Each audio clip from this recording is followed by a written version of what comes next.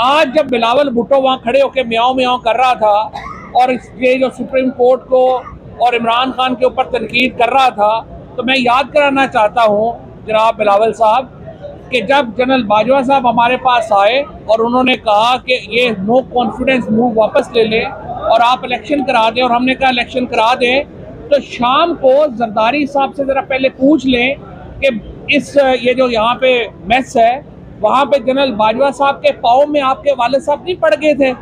तो ये जो हुकूमत जो आज आपको जनरल बाजवा भी बड़ा बुरा लग रहा है, आज आपको एस्टैब्लिशमेंट बड़ी बुरी लग रही है, आपकी तो बनी बनाई जो है वो एस्टैब्लिशमेंट की वजह से आप आज जो है वो इक़्तिदार में है।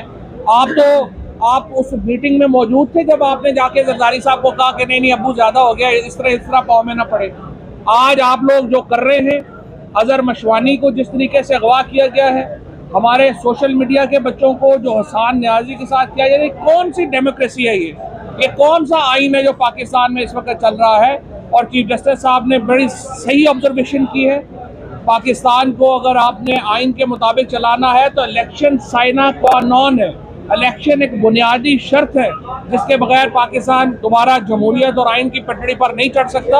और इंशाल्लाह इलेक्शन होने हैं, आपको पसंद हो, ये तो कोई बात नहीं है कि कंड्यूसिव इन्वायरमेंट का मतलब ये है कि जब तक पीटीएम वाले जो हैं वो अवाम में को निकलने के काबिल ना हो, ये लोग तो अवाम में बैठ के खाना खाने के काबिल नहीं है, इन्होंने वोट कहाँ से लेनी है, इनको कैंडिडेट नहीं मिल रहे।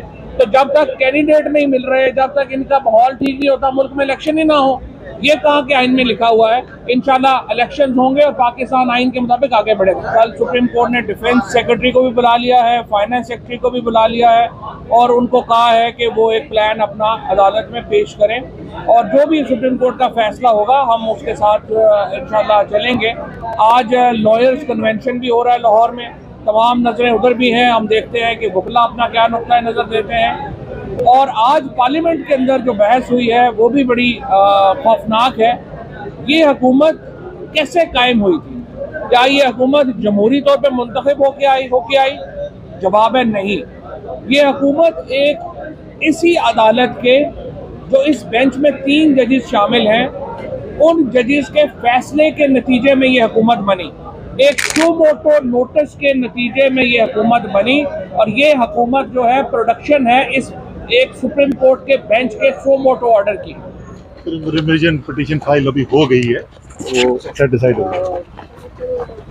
ये इलेक्शन जो सुप्रीम कोर्ट का फैसला है, क्या देख रहे हो? जो अंदरूनी भी एक रिफ्ट आया है सुप्रीम कोर्ट में। सुप्रीम कोर्ट के मामला मैं तो नहीं कमेंट कर देता, फैसला जब आएगा आपको और हमें साथ ही पता चलेगा। कितने पर उम्मीद है आप फैसले को लेकर? फैसला जी आइन के मुताबिक आएगा और आइन के मुताबिक फैसले में ये मुमकिन ही नहीं है कि इलेक्शन यहाँ पे दोहरा म्यार कल जो कानून साजी हुई है, क्या समझ रहे हो अदालत को रोकने की एक साजिश है? प्रेशर दबाव डालने की कोशिश कर रहे हैं सुप्रीम कोर्ट के ऊपर। सर के ऊपर मैं कोर्ट तो सुन मैं वापस में करता हुआ जाऊंगा, लेकिन अभी हो क्या रहा है। नहीं